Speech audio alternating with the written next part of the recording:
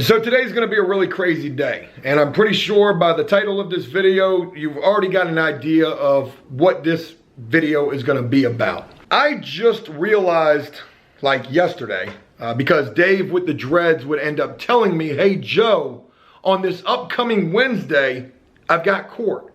And you know, there's a very real potential that I'm going back to jail. Hell, this guy could even end up going back to prison. Folks, I didn't even realize that this guy's court date was coming up as quickly as it was. Now, for those of you who may not remember, when we first introduced Dave with the dreads, he shared his story and talked about the fact that he's been currently out on bond. And what he's out on bond for is like assault on a police officer or something like that. I can't exactly remember what the story was that led to him getting arrested. I remember it was pretty damn crazy.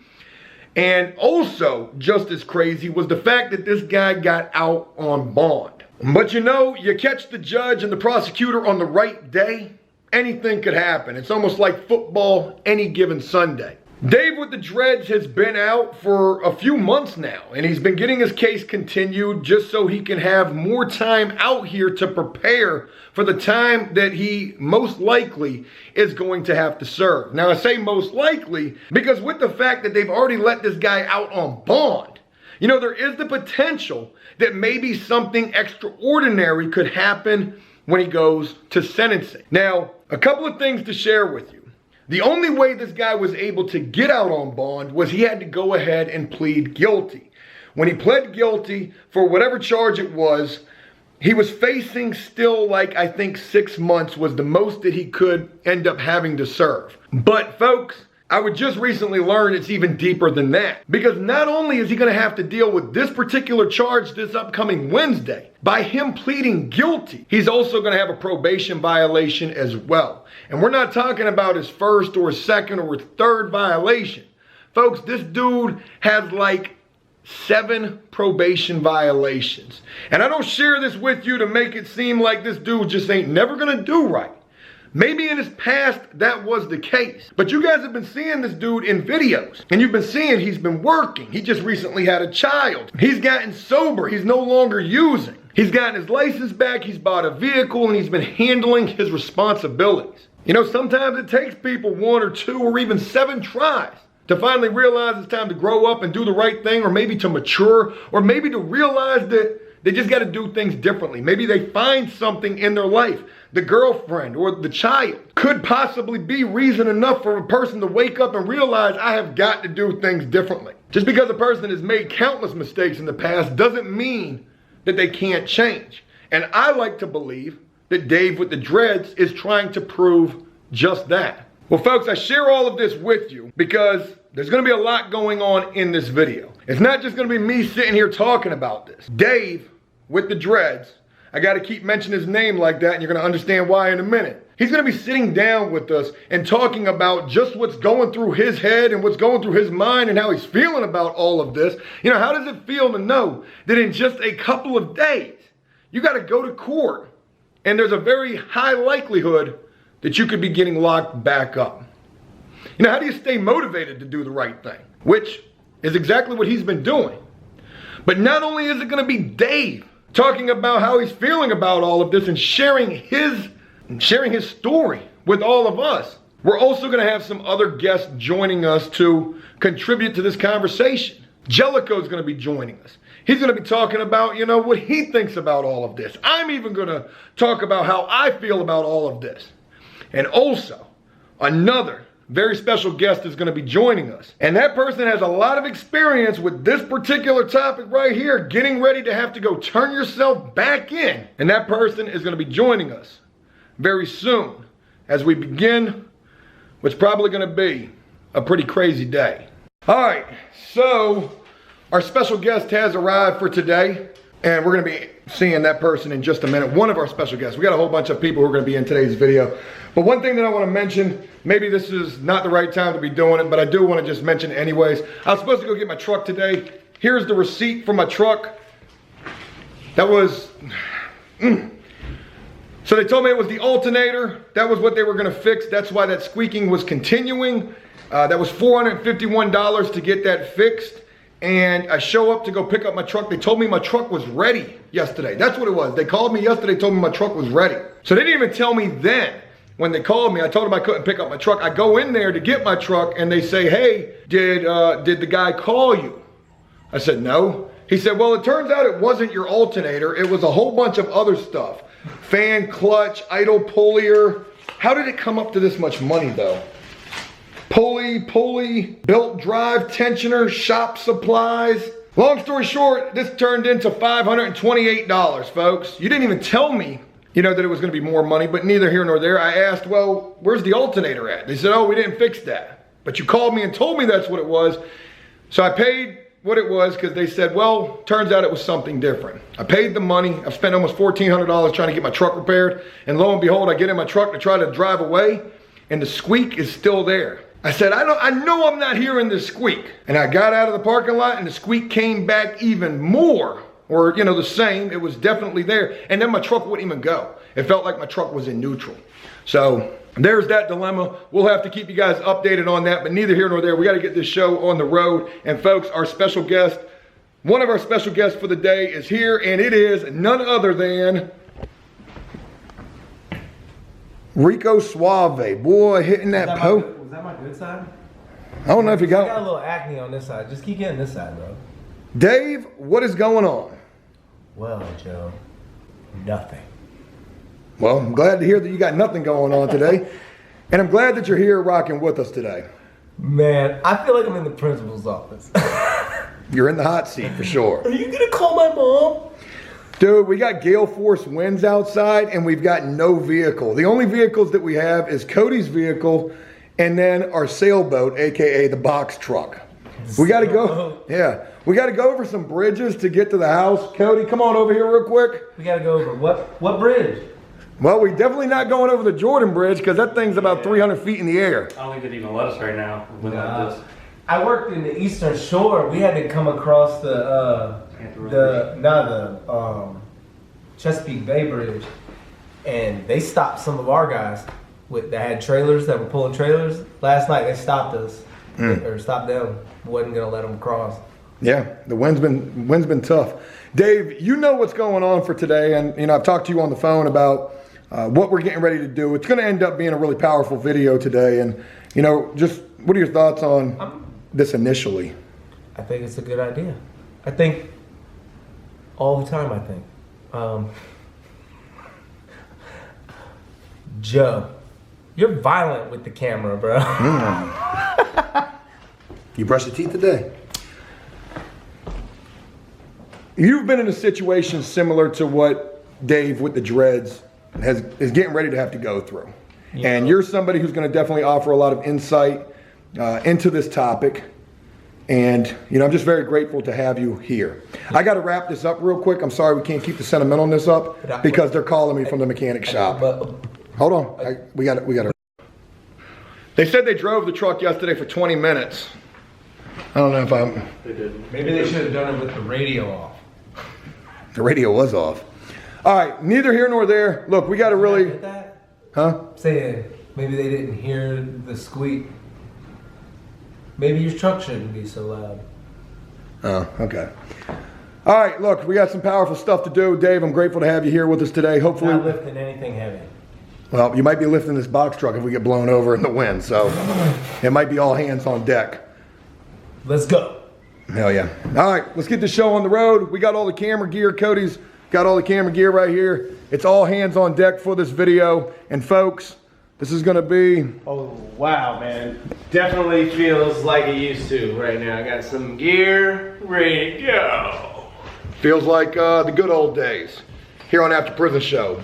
Okay, cool deal. Well, not really a cool deal. We're up in the box truck right now, the vehicle that we didn't figure we would be driving today. And Dave just asked a really good question.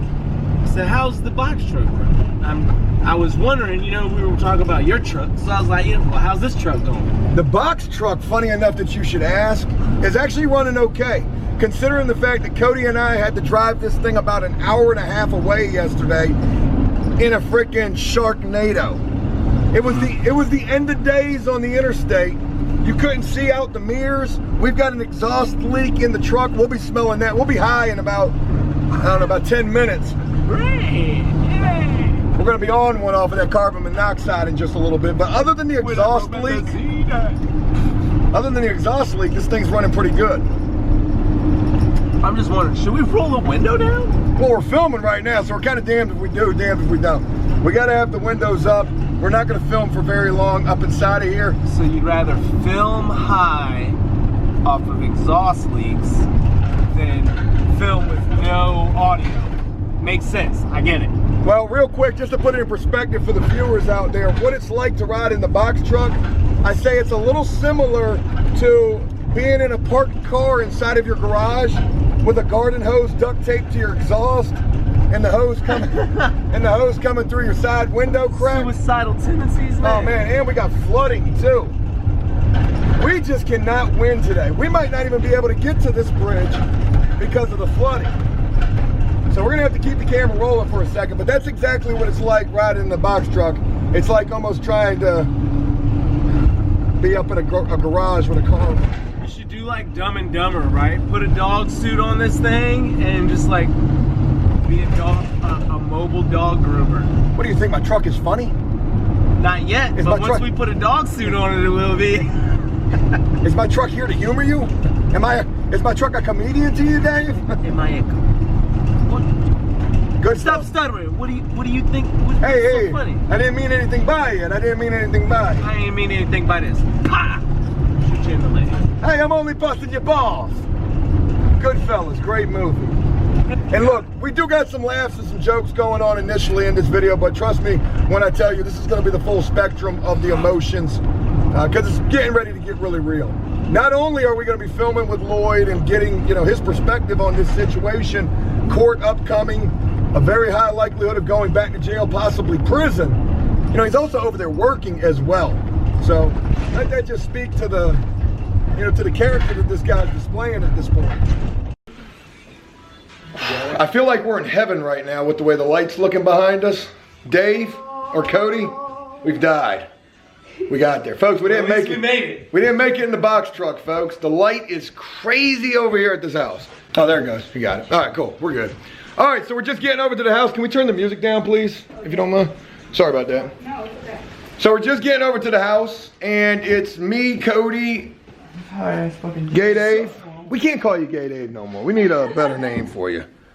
Really not Gay Dave. Really not Gay Dave. It's the new nickname. We've also got Lloyd over here sitting in the hot seat. He's really not gay, Dave. Too. That's Dave with the dreads. That's really not Gay Dave. Without the dreads. We've got Dave with the dreads girlfriend over here. Shout out to her. The baby. Cody getting everything set up. Jellicoe's going to be joining us. What's up, Cody?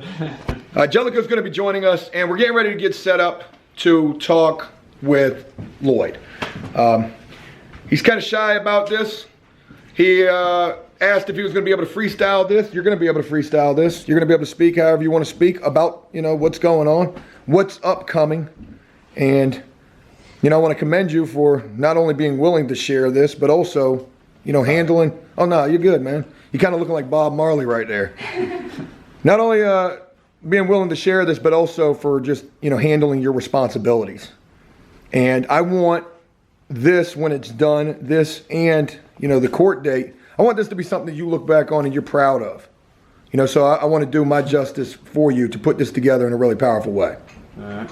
So that's where we're at. Folks, at this point, Jellicoe's not here yet, but Jellicoe will be on this thing. Jellicoe's not here, man. That should be Jellicoe's nickname. Where's Jellicoe? He's not here, man. So, yeah. All right. Dave's here, man. Jellicoe's not here. So, folks, at this point, the vlog is going to wrap up, and the real deal powerfulness is that's about to take place.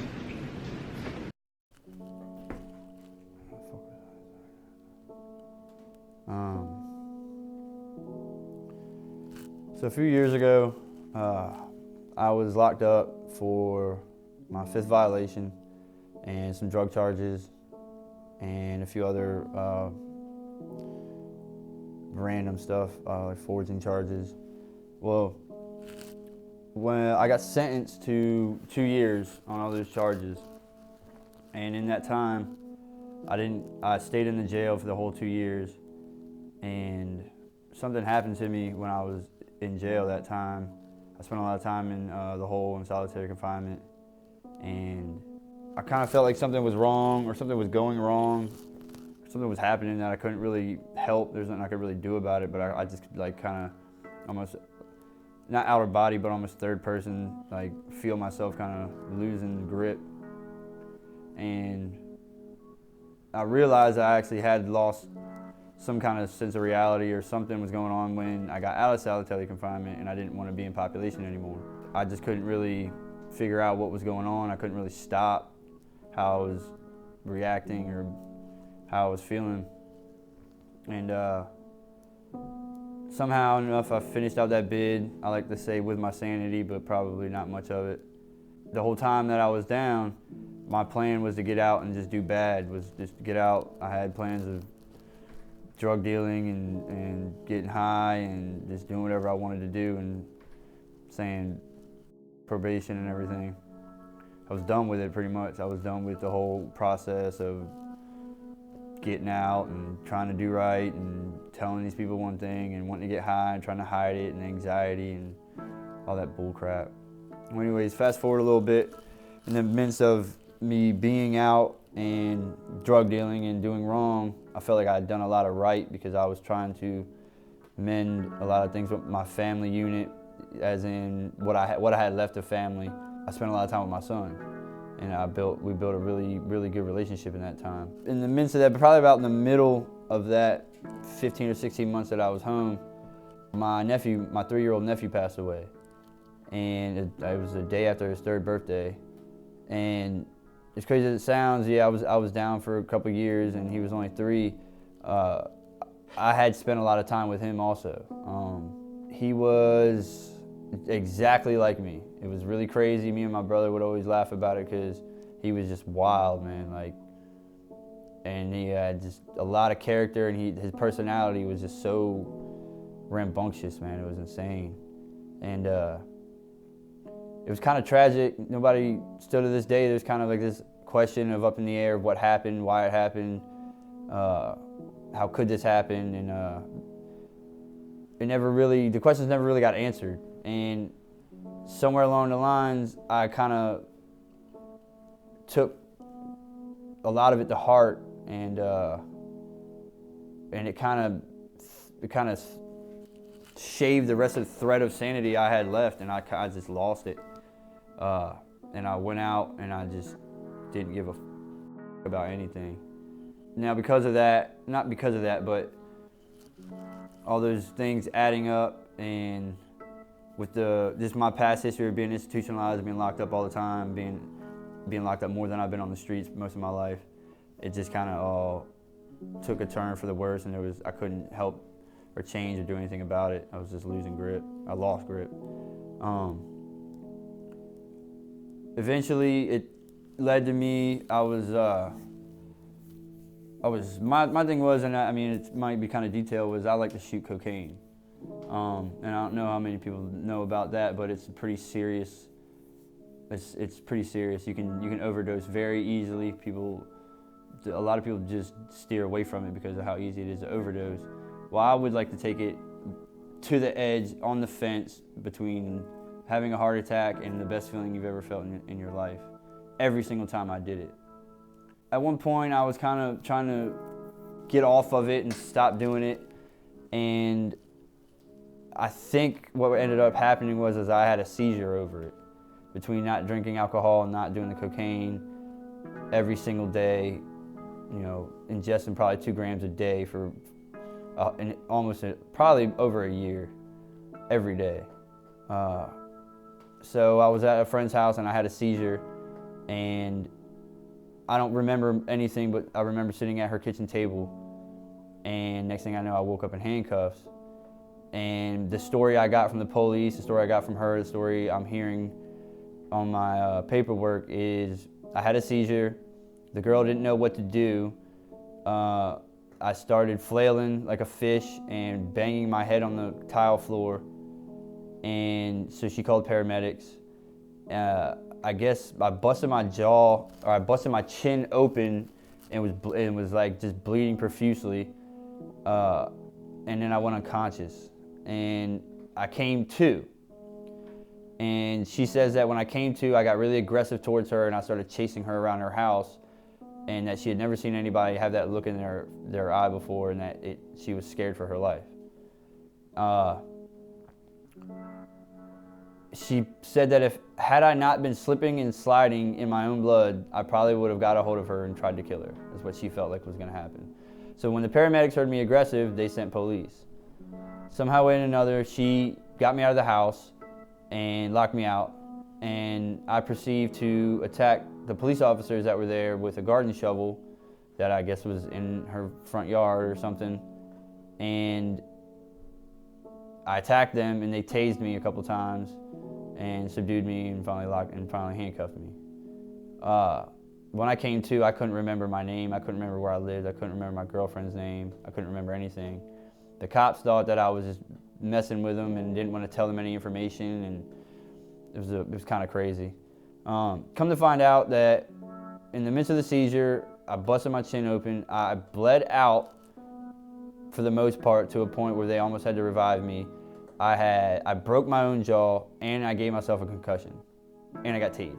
At one point, I like to think that maybe that knock on the head maybe knocked the screw tight and helped me somehow, but lately, in the last couple months, it's pretty evident that that's not the case. So I've been working on my mental health because I noticed that there was thoughts and there was things that I wasn't able to like control thoughts and shit anymore. It wasn't cool, and so I'm at the point where for those charges I'm out on bond, and it's been a few months, and the courts, they blessed me with letting me bond out to a drug program, an in-house drug program, so I could better myself, improve myself, and come back to court and, show them that I have this, I have that, and, what I'm doing positive, and hopefully, in hopes that they'll give me a lesser sentence. But as it is, one of the charges I caught was a felony assault on a police officer. And with that carries a mandatory minimum of 6 months. And that's not including my other charges. And I'm at the point now, this is my 7th probation violation. I brought back 2 drug charges. I think they're either my 8 or my 10 set of drug charges that I've brought back, like amongst all the time I've been locked up.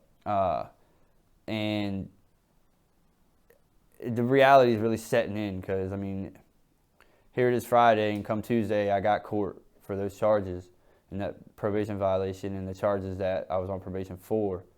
And I'm looking at a hefty amount of time. I know I am, and I'm trying to be positive about it. But reality is really setting in, especially this last 30 days. It's been rough, man. It's been a roller coaster ride. And I've been trying my hardest, man, to just work and stay busy so I can just stay the hell out of trouble. Because as the show knows, I have a newborn baby.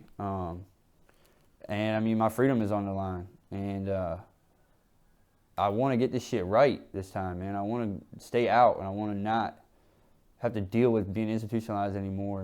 And that's the biggest thing, man, is I'm having to prepare myself mentally to go back into just for me, it's just the environment mentally. It's not even about physically and what you're eating. It's just the mental aspect of having to put everything out of sight, out of mind, and just, feeling like you're just, there's nothing there but you, and it's just, it's fucked up, man. It's messed up what the system does to you.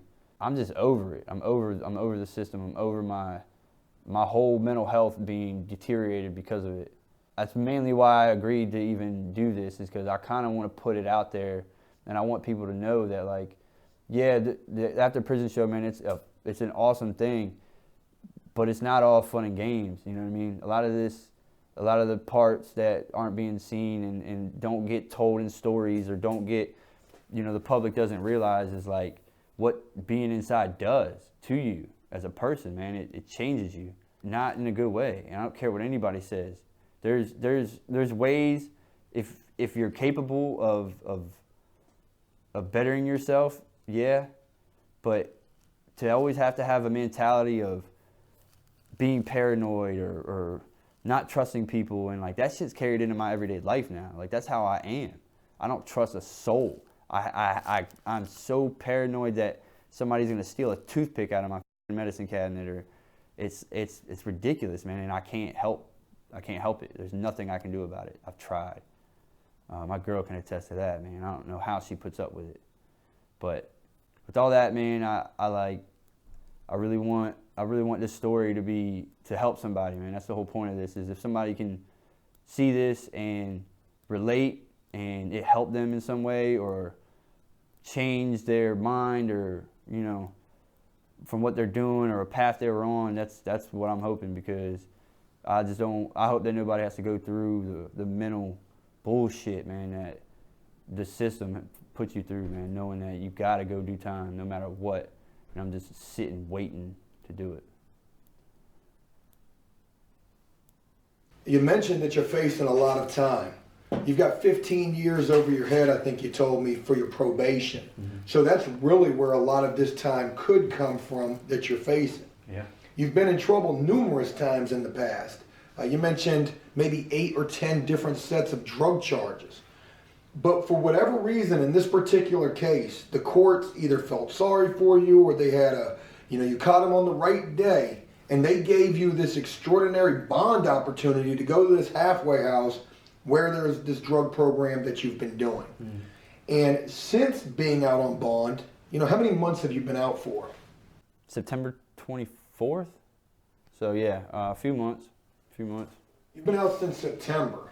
And I don't know you previous to what, your life was like prior, but I've met you since you've been out on bond, and all I've seen you do is work and just try to stay productive. That shows to me, some real change and some real growth, and it shows an individual who, like you said, you're tired of this. You want to do the right thing. You want this opportunity to be able to continue doing the right thing. And, it's not a guarantee that you go into this courtroom and that you walk out of here. That much is certain. Mm. But with the fact that you've got this extraordinary opportunity with this bond, maybe something happens. Maybe you get weekends. And I know this is looking at this glass half full, and we should never get our hopes up in a situation where the likelihood of that happening aren't very good or isn't very good. But even knowing that the chances aren't very good that on Tuesday when you go to court, you're not going to walk out of that courtroom. Here's you facing the music, standing up like a man, and addressing the situation that you've got to address. And I want you to talk about your mentality, knowing, that on Tuesday there is the very real possibility that you won't walk out of that courtroom a free person. Yeah, I mean, the mentality of wanting to go and get this over with, and standing up and taking care of my responsibilities, in all honesty, is deteriorating very fast, because my mentality is looking at that kind of time, and they let me walk out the door, come get me. That's always been my mentality. You would go on the run. I'm off. Come get me, find me, Because I mean, and even to be even more honest, is I noticed that in the times that I was on the run and the times that I did turn myself in, none of it made any difference in the time I got. It almost seemed like I got more time when I turned myself in. But without trying to think about the negative aspect of that, because all that does is put me into a more institutionalized mindset of being paranoid, always looking over my shoulder, never being able to be comfortable or feeling like I can stay in one place for very long. Just kind of like I said, waiting for the shoe to drop. That's how I've always been. With the help of my girl, man, and like my support system, Joe, Jellicoe, Stephanie, like just, the people I have in my corner this time around is different, man, for the first time. Like every other time I've ever been in that courtroom, I'm either in handcuffs by myself or I'm sitting in the bench by myself. I don't have anybody there, standing there for me, wanting to speak on my being a productive member of society and stuff like that. Granted, I probably wasn't very much of a productive member of society, so who would want to stand up and speak for me? I really just think, man, it's mainly just maturing and getting older, and because, I mean, I've worked, you know what I mean, jobs before, and we've talked about it in other interviews, but like this time around, like, so I can't stop working, man. Like, I wake up, I just want to go to work. I enjoy working. Like, even if I'm just on the job and I'm just doing little shit that not even supposed to be doing. I'm not even supposed to be getting paid to do, but I know it needs to be done. I do it because it's keeping me occupied and I'm enjoying it. You know what I mean? And especially if I'm helping out somebody, you know, get shit done that they need done. You know, it's all the better. Which is kind of where me and Jelly just kind of blossomed. Jellico blossomed in our little work. You know what I mean? Company or whatever you want to call it. I just call it us just busting ass, man, because he's kind of in the same boat in the sense where like he just needs to stay busy and to stay out of trouble, and it's motivating just to work, and we both enjoy it a lot. And I have to definitely give that shout out, man, to Jelly, man. That's my brother, man, for life, and he's done more for me, man, than a lot of people have in my entire life, man, in just a few months. And I really appreciate him, man, for real.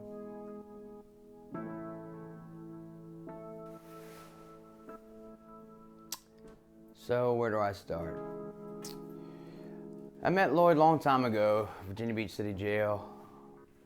You can just look this way. This one? Yeah. Okay. I met Lloyd a long time ago, Virginia Beach City Jail. I believe it was in a laundry. That was a fun place to be at the time. And how we ended up getting so tight was our firstborns were born with like a month apart. There was 3 of us actually. We don't talk to the other individual so much anymore, but that's how it all started. You know, we had girls out there who were having a child, and that's how we first met. We got into a little bit of stuff, and the reality of it is we never really hung out anywhere. We didn't see each other except in jail. And there's only certain people you only see in jail. I remember last time I was working laundry again, and I hear a bang, and I hear someone call me, Jelly, Jelly. And I remember looking up and seeing him. And after that, it's when he got out or when I got out, whichever came first, we started hanging on a regular basis. And he's a pretty good dude, a very hard worker. He's worked for me ever since I've basically got my stuff together and decided to work. One thing about Dave I'll never forget is when I came home, out of all the different bids I've done, he threw me $100 and a pair of Jordans and some wife beaters. And people coming home, you never forget things like that, you know. Ever since then, I've kept the ball rolling. He got in a bit of a mess. That's why he's going back now. I don't like the fact that he has to go back, but the reality is sometimes you have to face things that you've done in the past, and sometimes it's tough. When the smoke clears and you know the beer's gone and you're sitting in the cell, you realize what you've done and that you got to do time, and it's hard. And every once in a while you catch a blessing where you get bond and you get to see people, but the reality of it all is you have to go back. And it isn't easy. I walked into time 3 different times. I walked into 2 years, 18 months, and something else. And it ain't easy. Some people aren't built for going back. Some people won't ever let the police take them. Me, I'd rather not get kidnapped off the street and just walk in the door, prepared for it. But there's nothing really that prepares you for walking in the doors of an institution. He's worked hard, very hard. I've been pretty tough on him, exceptionally tough on him, because sometimes you see the good in a person, and you want to bring it out in them. There was a vehicle that I could have gave him, and we got a dozen arguments over the vehicle, but sometimes you got to work for things, and he didn't like it and I didn't like it, but now he has something to show for it, you know, and it's a good thing.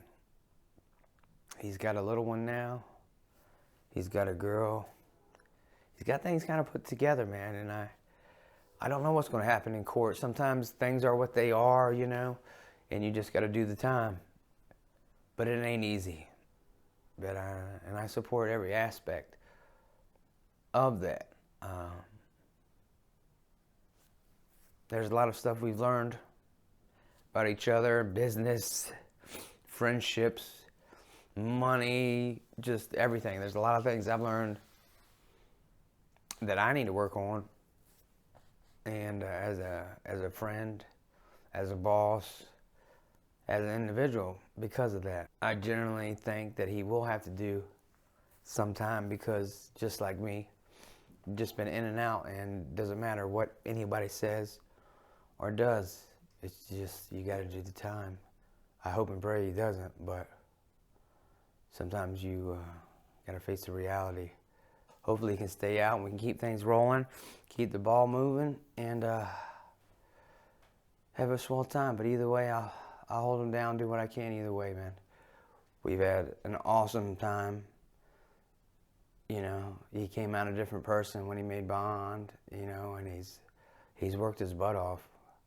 He's acquired some tools. He's acquired a lot in the little amount of time that he's gotten out. But he's done better than I have when I first got out for my little stint. But he's got good people, you know, I got good people behind me, he's got good people behind him, so. Me and David are a significant age apart, an age difference apart. When we used to walk the pod, people used to wonder why Dave was hanging out with me. It's like, why is Dave hanging out with that old guy? And sometimes you just mesh well with an individual, and there's probably 4 or 5 individuals that you'll meet in your lifetime that you can truly call a friend. Dave, Lloyd, Dave with the dreads, he's had my back over and over again. And he's one of the few people I can call a friend. So I'm gonna keep it 100% real. Me and Lloyd, Dave with the dreads, that's funny. Me and Lloyd got a lot in common. We're both named Dave. We both know Jellicoe. Now we're both having to have turned ourselves in. And it's crazy. The first thing that made me and him click was I found out that his newborn was born right after mine. His daughter was born after mine. And we kind of got tight, and I found out the situation he was in. You know, I could sit here and be like, you know, all the things you need to do, Dave, to keep your, dude, we've all done this before, man. But there's a different feel when you already have made the choice to change, and it's just something you got to kind of backtrack to complete, finish, and get off your back. You go in there and, I don't know, I'm way more relaxed. I was way more relaxed when I did it that way. Everybody, will have their own experience for everything. It's different per person. Go through the same thing, but remember a completely different thing. For me, it's really cool to be a part of this and see, somebody else life changing, someone else's life changing. They're making the conscious decision that I've always spoke about, to just do the right thing. No matter what the outcome is, you do the right thing. And that's what Dave's doing. So with this, I'm just gonna ask that everybody, keep him and his family in your prayers, your thoughts. As this story unfolds, you'll be able to watch it on AfterPrisonShow. We're gonna make sure that everybody knows the outcome of everything that goes on here. Follow this guy. You'll see that it will change. This is like the last thing he has to do, I believe.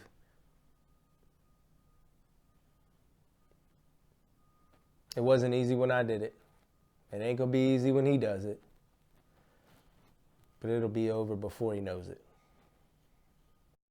I'm Stephanie. I'm David Dredd's girlfriend, and this is his daughter. So basically, before this last time that he went, it was challenging, it was difficult, you know, he was struggling a lot, and he ended up where he did.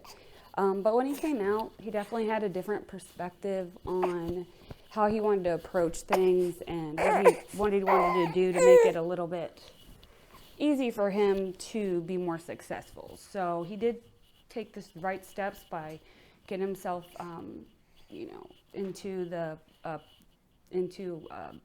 therapy and getting his mental health under control, so he has a less challenge of, you know, falling back and staying on the right track, meetings and programs and stuff like that. And he is definitely stepped up, you know, helping with her and trying to be here as much as he can with as much as he works. So that's one thing I can say too that has changed, is he definitely is a worker, and that's what he's doing a lot.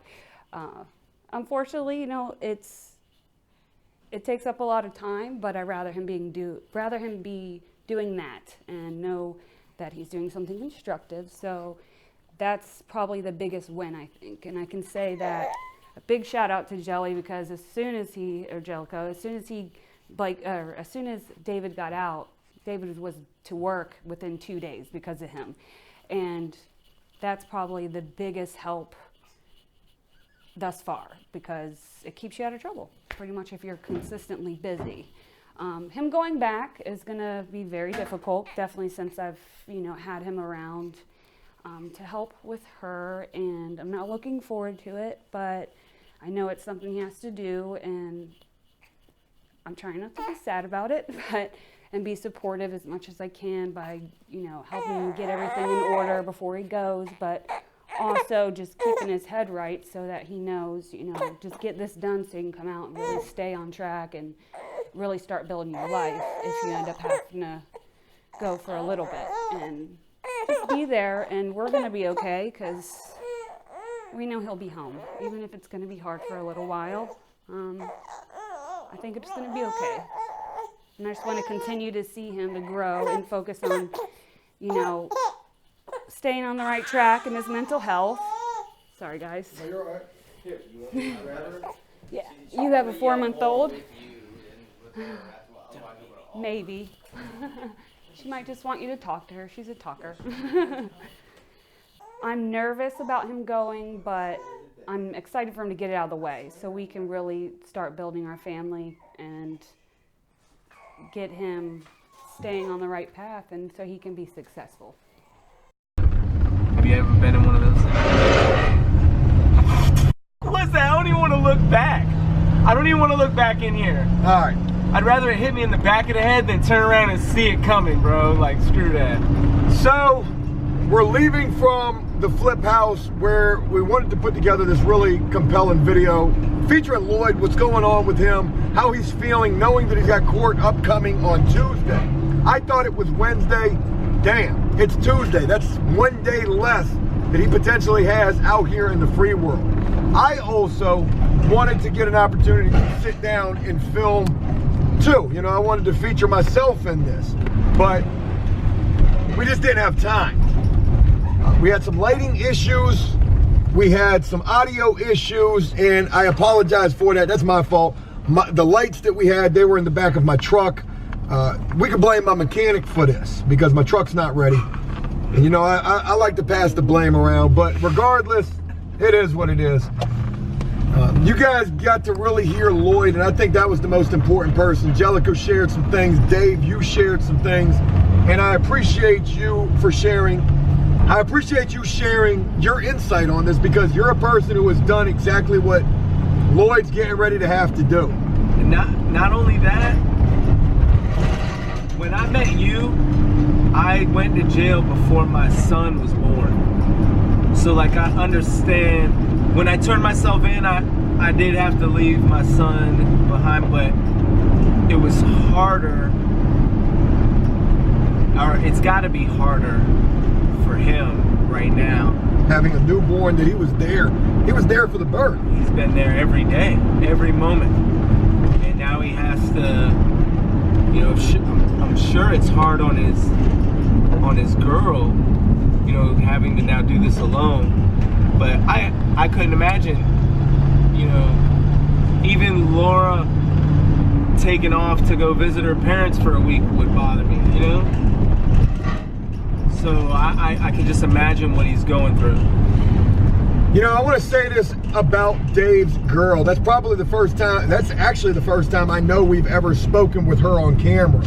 I've been getting the opportunity to get to know her a little bit better over the last couple of days because she's been driving Lloyd to work, and when his car broke down and was sitting in my backyard, she was out there with him almost all night holding the flashlight for this dude. This dude has an absolute trooper. She's always there for him. And you might be wondering, what is she doing over there with the baby?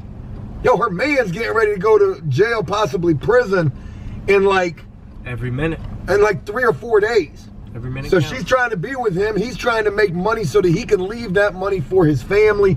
I mean, really, the things that this dude is doing in an effort to just try to stand up and take responsibility, yo, he's doing a lot of things.